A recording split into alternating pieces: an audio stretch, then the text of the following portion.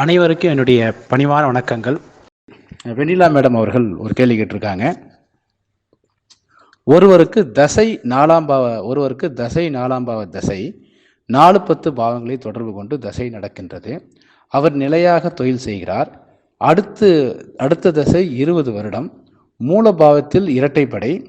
தான் என்ற நட்சத்திரம் 3ஆம் பாவ தொடர்பில் தசை நடக்கிறது. இதன் நிலை என்னவாகும் ஐயா? 3ஆம் பாவத்தை மூலபாவமாக கொண்டு இரட்டைப்படை தொடர்பு, இதன் விளைவு என்னவாக இருக்கும் ஐயான்னு கேட்டிருக்கார்.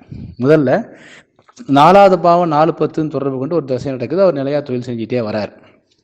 அப்புறம் மூலபாவம்ன்றது அந்த கிரகம் வைத்திருக்கிற பாவம், அது இரட்டைப்படைனா 2ஓ 4ஓ அல்லது 6ஓ ஏதோ ஒரு பாவத்துடைய சப்ளாடா இருக்கு. அது நின்ற நட்சத்திரம் வழியா 3வது வீட்டு தொடர்பு கொள்றதால என்ன ஆகுனா, இங்க கொஞ்சம் அந்த போன தசையை விட கொஞ்சம் வீரியம் குறைவாக தான் இருக்கும். ஆனால் அதில் ஒரு விஷயம்னா, போன தசை 4-10 இருக்குது அப்படின்னா இந்த தசை 3-9 இருந்தால் தான் போன தசையோட அந்த கண்டினியூட்டி கம்ப்ளீட்டாக ஸ்டாப் ஆகிடும். போன தசை 4-10 காமிக்குது, இந்த தசை உங்களுக்கு 3 மட்டும் காமிக்குதுன்னா ஏற்கனவே அந்த தசையில் இருக்கிற 4வது பாவம் வீக்கானாலும் கூட 10வது பாவம் இயங்கிக்கிட்டே இருக்கிறதால அந்த 3வது பாவத்துடைய வீரியம் கொஞ்சம் ரொம்ப வீரியமாக இந்த 4-10 அது உடைக்க முடியாது. இருந்தாலும் கூட இந்த 4-10 கொஞ்சம் கண்ட்ரோல் பண்ணிடாது. அதாவது போன தசை வெறும் 4வது வீட்டை காமிச்சு அடுத்த தசை 3வது வீட்டை காமிச்சா கம்ப்ளீட்டாக இந்த போன தசையில் இருக்கிற விஷயத்திலிருந்து அப்படியே டோட்டலாக மாறுபட்டு 3வது பாவத்துக்கு போயிடுவார். ஆனால் ஒரு தசாநாதன் நடந்துட்டுருக்கு, அந்த தசாநாதனை முழுசுமாக அடுத்த தசாநாதன் கம்ப்ளீட்டாக எதிர்க்காம ஒரு பார்ட்டை மட்டும் எதிர்க்கிறாருன்னா, இப்போ 4-10 4 மட்டும் தான் 3 கண்ட்ரோல் உடைக்க முடியும், 10 உடைக்க முடியாது. அதனால் இந்த இரட்டைப்படை பாவத்தை சப்ளாடா வச்சு 3வது வீட்டு தொடர்பு கொண்டக்கூடிய இந்த தசை ஓரளவுக்கு இந்த ஏற்கனவே நடந்து கொண்டிருந்த 4-10 அப்படிங்கிற தசையை கொஞ்சம் பலவீனப்படுத்தும். இது ஒரு மைனஸ் பாயிண்ட் தான். அடுத்து 3ஆம் பாவத்தை மூலபாவமாக கொண்டு இரட்டைப்படை பாவ விளைவு, இதன் விளைவு எப்படி இருக்கும் அப்படின்னா, இது இப்போ முன்னாடி இருந்ததை விட இது சிறப்பாகவே இருக்கணும். ஏற்கனவே தசை 4-10 தொடர்பு கொள்வது 4வது பாவத்துடைய தசை, 3ஆம் பாவம் இரட்டைப்படை பாவத்தை தொடர்பு கொள்றதால என்ன ஆகுனா, அது அப்படியே அந்த 4-10ங்கிறது அப்படியே மெயின்டைன் ஆகிட்டே போயிட்டுருக்கும். அதனால் இது நல்ல அமைப்பு தான் எடுத்துக்கலாம்.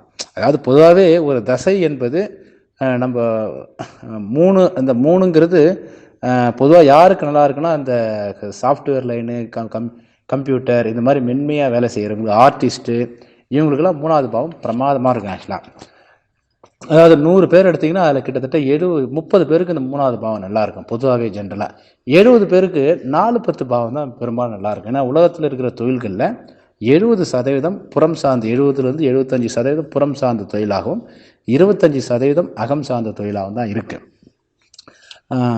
அப்போது இந்த 4-10 அப்படின்னு வரும்போது கிட்டத்தட்ட எல்லாருக்குமே அது ஒரு நல்லாவே வந்துடும். ஆக்சுவலாக 3ன்னு பார்க்கும்போது இந்த புறம் சார்ந்த ஒரு விறுவிறுப்பாக தொழிலில் நல்ல ஒரு தொலைநோக்கு பார்வையோடு இல்லாமல் டெம்பரரி பேஸ்டாகவே வந்துட்டுருக்கோம். அதனால் 3வது பாவங்கிறது கொஞ்சம் ஒரு வீக்கான பாவம் தான். ஆனால் சாஃப்ட்வேர் லைன்லேயோ ஆர்டிஸ்டில் இருக்கிறவங்களுக்கு குறிப்பாக அரசியல், இந்த மாதிரி ஆன்மீகம், அதே மாதிரி இந்த கலைத்துறை, இவங்களுக்கெல்லாம் 3வது பாவம்லாம் பிரமாதமாக இருக்கும். ஆக்சுவலாக வேறு எந்த பாவத்தை விட. ஏன்னா அது என்ன பண்ணுன்னா, அந்த நல்ல விளம்பரத்தையும் பப்ளிசிட்டியும் நிறைய கொடுக்குற ஒரு அமைப்பாகிடும். அதனால் சூழ்நிலைக்கு தகுந்த மாதிரி நம்ம எடுத்துக்கலாம். அந்த வகையில் 3ஆம் பாவம் மூலபாவமாக கொண்டு அது இரட்டைப்படை பாவத்தை தொடர்பு கொள்வதுங்கிறது ஏற்கனவே நடந்திருந்த அந்த 4-10 இன்னும் அது டெவலப் பண்ணக்கூடிய அமைப்பு தான். அது ஒரு சிறப்புன்னு எடுத்துக்கலாம். அதாவது வெறும் இரட்டைப்படை பாவங்கள் 3வது பாவத்தை தொடர்பு கொள்வதை விட 3ஆம் பாவம் இரட்டைப்படை தொடர்பு கொள்வது ஒரு நல்ல அமைப்பு.